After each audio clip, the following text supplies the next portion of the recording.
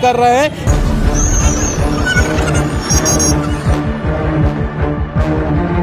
मोदी सरकार भ्रष्टाचार के अलावा और कोई चीज़ नहीं है। पेट्रोल टंकी महंगाई चरम सीमा पे पहुंच गई है।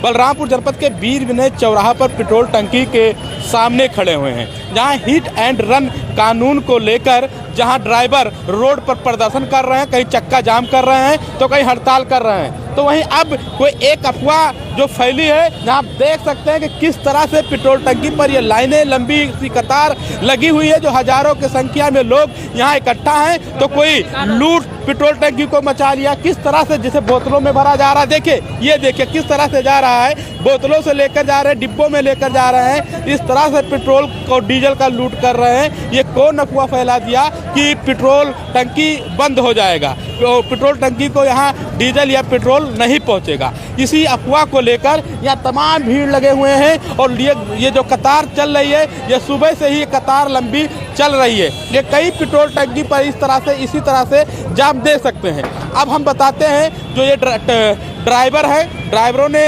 क्यों प्रदर्शन और क्यों धरना देना चालू किया। जो हिट एंड रन ये जो कानून जो बता रहे हैं कि बनाया जा रहा है, जिसमें अब जो ड्राइवर हैं, ड्राइवर की गाड़ी से अगर किसी की एक्सीडेंट हो जाता है या मृत्यु हो जाती है तो उसे 10 साल की सज़ा और 5 से 7 लाख जुर्माना, ये जो लोगों द्वारा बताया जा रहा है। इसी को लेकर तमाम ये ड्राइवर जो हैं, ये जो चालक है, प्रदर्शन लगातार कर रहे हैं। लेकिन इसमें यह भी बताया गया है कि जैसे ड्राइवर अगर एक्सीडेंट होता है तो छोड़कर घायल को चला जाता है, पुलिस को सूचना नहीं देता है। तो इस बवाल पूरे प्रदेश में और भारत में इस तरह से बवाल चल रहा है। अब तो देख सकते हैं ये बवाल का जो कारण आप देख सकते हैं कि आम जनमानस को इतनी समस्या झेलनी पड़ रही है। अब बताते हैं कि ये जो डिब्बे में तेल भरे गए हैं, हम आपको दिखाते हैं। ये देखिए, ये डिब्बा जो है, ये डिब्बे में इस तरह से तेल भर दिया गया है। ये भरा हुआ डब्बा है, ये भी भरे हुए डब्बे हैं, ये डब्बे भरे हुए हैं। ये देखिए, आप भी दिखाते हैं, ये भी डब्बे भरे हुए हैं।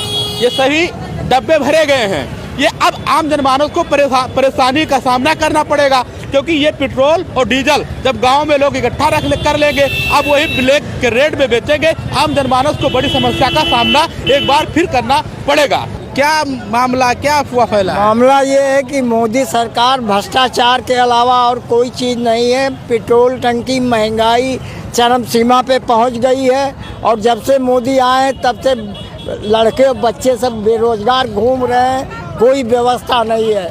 आज पेट्रोल के लिए मारे घूम रहे हैं, इतनी लंबी लाइन लगी है, हजारों लोग देखो लाइन में टूटे मरे जा रहे हैं। ये मोदी सरकार की व्यवस्था है। केवल मंदिर और मस्जिद को देखते हैं और जनता भूखमरी पड़ी है। केवल अनाज के लिए वो परेशान है, अनाज देकर वोट लो।